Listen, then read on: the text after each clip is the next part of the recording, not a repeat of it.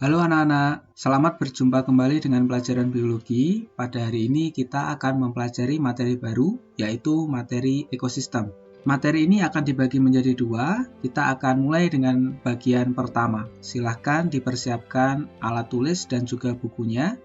Materi ekosistem bagian pertama memiliki kompetensi dasar 3.7, yaitu menganalisis interaksi antara makhluk hidup dan lingkungannya serta dinamika populasi akibat interaksi tersebut. Sedangkan tujuan pembelajaran kita pada hari ini yang pertama mempelajari konsep ekologi, yang kedua mengenali dan mengelompokkan komponen penyusun ekosistem, yang ketiga mempelajari bentuk interaksi antar komponen ekosistem, yang keempat mempelajari rantai makanan dalam ekosistem.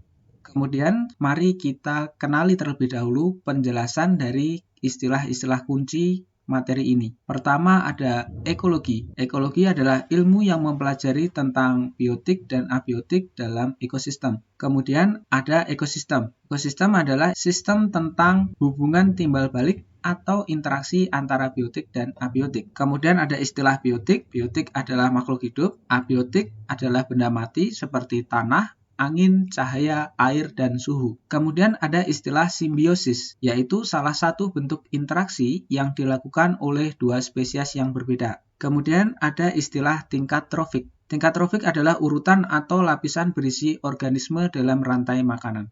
Ada tingkatan-tingkatan dalam mempelajari ekologi. Tingkatan pertama dimulai dari individu adalah makhluk hidup atau spesies tunggal. Jadi jumlahnya hanya satu. Contohnya seekor rusa, sebatang pinus, sebatang rumput teki. Kemudian ada populasi, adalah dua atau lebih individu makhluk hidup masih dalam spesies yang sama. Jadi populasi itu kumpulan dari individu. Contohnya ada kumpulan rusa, beberapa manusia, sekelompok semut, serumpun bambu. Naik lagi ada istilah komunitas. Tingkatan komunitas adalah kumpulan populasi dalam satu tempat dan waktu tertentu. Contohnya komunitas yang berisi rusa, monyet, kelinci, pinus, semut, dan burung hantu. Jadi ada banyak sekali jenis spesiesnya. Kemudian ada ekosistem. Tingkatan ekosistem adalah interaksi antara komponen biotik dan abiotik yang saling memengaruhi. Contohnya ekosistem itu ada 3 jenis, ekosistem darat, air tawar, dan air laut. Nah, kita ambil contoh dari ekosistem darat, yaitu hutan. Hutan berisi komponen biotiknya yang berwarna hijau ya, rumput, teki, pinus, dan ilalang. Ada juga rusa, monyet, dan gagak. Kemudian komponen abiotiknya ada tanah, air, dan cahaya. Kemudian komponen biotik yaitu jamur, cacing, dan lalat. Bioma adalah kumpulan dari ekosistem di daerah yang luas, memiliki iklim atau kondisi cuaca, tumbuhan, dan hewan yang khas. Contohnya mulai dari hutan-hujan tropis, gurun, sampai dengan rawa gambut. Kemudian, biosfer adalah interaksi antar bioma yang membentuk lapisan bumi. Jadi, permukaan bumi itu semuanya adalah biosfer. Dari sini kita lihat bahwa dari individu, populasi, komunitas, ekosistem, bioma, dan biosfer merupakan kumpulan-kumpulan. Jadi, semakin besar gitu ya komponen dalam ekosistem. Jadi, komponen ekosistem itu dibagi menjadi dua. Pertama ada komponen abiotik dan yang kedua ada komponen biotik. Contohnya abiotik ada udara, air, tanah dan mineral, cahaya, derajat keasaman, suhu, dan kelembapan. Sedangkan biotik ada monera, protista, fungi, plante, dan animalia. Komponen utama dari abiotik diantaranya ada air, tanah, udara, dan cahaya. Air mengandung berbagai mineral yang dibutuhkan tubuh, karena hampir 85% tubuh organisme adalah air. Fungsinya sebagai pelarut, pengatur suhu, dan juga pengatur metabolisme. Kemudian ada tanah, tempat tumbuhnya tumbuhan, mengandung mineral, serta tempat berpijak atau berdiamnya hewan. Nah, di sini bisa kita lihat gambar yang sebelah kiri atas itu fungsi tanah untuk tempat berdiamnya hewan. Jadi ada hewan yang membuat rumah di dalam tanah. Kemudian ke sebelah kanan, tanah berperan untuk tempat berpijak dari kambing, manusia, dan organisme yang lain. Kemudian turun ke sebelah kanan bawah, air berperan untuk proses pertumbuhan pada tanaman. Sedangkan tanah berperan untuk tempat dia tumbuh. Kemudian di sebelah kiri bawah adalah fungsi air sebagai tempat hidupnya organisme lain, yaitu ada ikan dan juga terumbu karang. Baik, Selanjutnya adalah komponen udara dan cahaya matahari. Udara berkaitan dengan fungsi bernafas pada organisme, kemudian juga berkaitan dengan kelembapan dan juga pengaturan suhu udara. Sedangkan cahaya matahari sebagai sumber energi utama di bumi dan juga mengatur perilaku organisme, yaitu perilaku diurnal atau yang aktivitasnya pagi sampai siang hari, dan juga nokturnal yang aktivitasnya sore sampai malam hari. Ini contohnya, diurnal itu ada anjing, kemudian manusia, sedangkan nokturnal itu hewan-hewan yang aktif pada malam hari. Contohnya ada burung hantu, kemudian ada tikus, seperti itu ya. Kemudian kita masuk ke komponen biotik, makhluk hidup. Berdasarkan peranannya,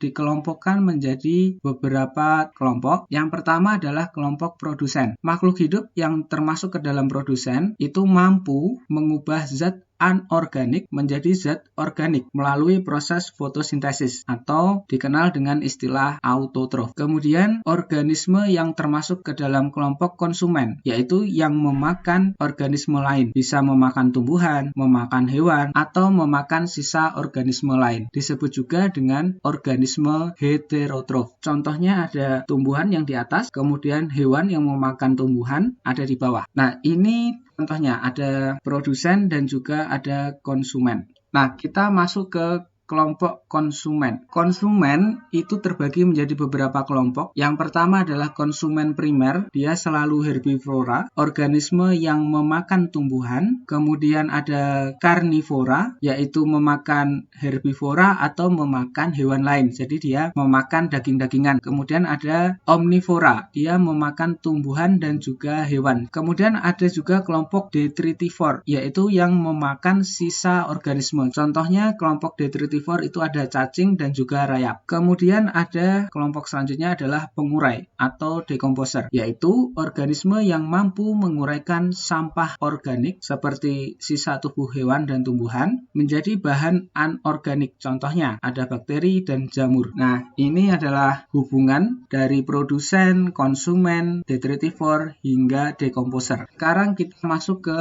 interaksi antar organisme dalam ekosistem. Pola interaksi antara biotik dengan abiotik adalah pertama komponen biotik memengaruhi abiotik. Contohnya cacing memengaruhi kesuburan tanah. Kemudian ada komponen abiotik memengaruhi biotik. Contohnya cahaya matahari memengaruhi tinggi tumbuhan. Pola interaksi antar organisme dibedakan menjadi yang pertama simbiosis mutualisme, sama-sama untung. Jadi interaksi yang saling menguntungkan dua spesies dibentuk oleh inang dan simbion. Contohnya lebah sebagai simbion dengan bunga sebagai inang, atau manusia sebagai inang dengan bakteri E. coli sebagai simbion. Jadi lebah akan mengambil madu dari bunga, bunga dibantu proses penyerbukan. Kemudian sedangkan pada manusia dibantu dalam pembusukan makanan, E. coli diberi makanan di dalam usus manusia. Kemudian ada simbiosis parasitisme, yang satu untung, yang satu rugi. Interaksi yang merugikan antara salah satu pihak dan menguntungkan lainnya, dibentuk oleh parasit dan inang. Contohnya, benalu sebagai parasit dengan pohon mangga sebagai inang, nyamuk sebagai parasit dengan manusia sebagai inang. Kemudian yang ketiga ada simbiosis komensalisme, yang satu untung, yang satu biasa saja. Contohnya ada ikan remora dengan hiu. Jadi dia interaksi yang menguntungkan remora tetapi hiunya tidak untung atau tidak rugi. Nah, ini gambarnya benalu mangga, nyamuk manusia, dan juga remora hiu. Interaksi antar organisme dalam ekosistem yang selanjutnya ada antibiosis. Yang satu biasa saja tetapi yang satu dirugikan. Jadi antibiosis itu kebalikan dari komensalisme, yaitu interaksi antar organisme di mana salah satu pihak tidak untung atau rugi, tetapi mengeluarkan zat antibiotik yang membahayakan pihak lainnya. Contohnya, fungi menghasilkan zat antibiotik yang menghambat mikroorganisme lain. Kemudian ada predasi.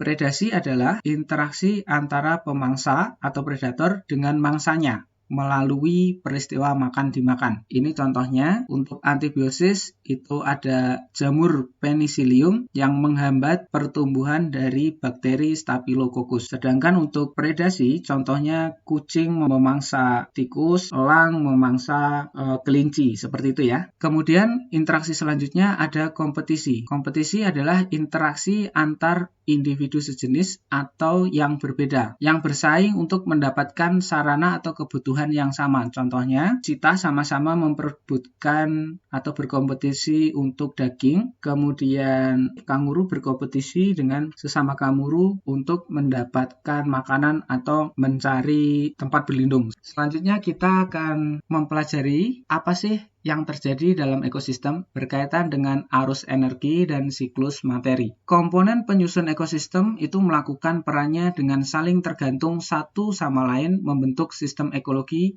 dalam menyalurkan energinya. Bentuknya ada yang pertama rantai makanan, yaitu proses perpindahan energi melalui peristiwa makan dimakan yang membentuk satu rangkaian, mulai dari produsen, konsumen 1, konsumen 2, konsumen 3, atau konsumen puncak. Contohnya, daun mangga dimakan kumbang, kumbang dimakan katak, katak dimakan ular, ular dimakan burung hantu. Jika digambar skemanya seperti yang berwarna hijau. Dimulai dari produsen yaitu rumput mendapat cahaya dan air, kemudian rumput dimakan oleh belalang, energinya berpindah. Belalang sebagai konsumen primer atau herbivora, kemudian belalang dimakan katak, konsumen sekunder, katak sebagai karnivora, kemudian katak dimakan ular, ular sebagai karnivora juga, konsumen ketiga, kemudian ular akan dimakan oleh elang. Elang adalah konsumen puncak. Kenapa? Karena elang tidak dimakan oleh organisme yang lain. Lah, itu apa yang dimaksud dengan dekomposer? Tentu masih ingat, dekomposer adalah organisme yang mengubah materi organik menjadi materi anorganik. Jadi elang tadi akan mati, kemudian diubah materinya menjadi materi anorganik oleh dekomposer, yaitu jamur dan bakteri. Materi anorganik ini kemudian akan diserap akar dari produsen atau akar rumput gitu ya. Jadi siklusnya akan begitu terus berputar. Itulah yang disebut dengan rantai makanan. Kalau tadi rantai makanan pada daerah darat, sekarang rantai makanan yang ada di samudera. Ada produsen,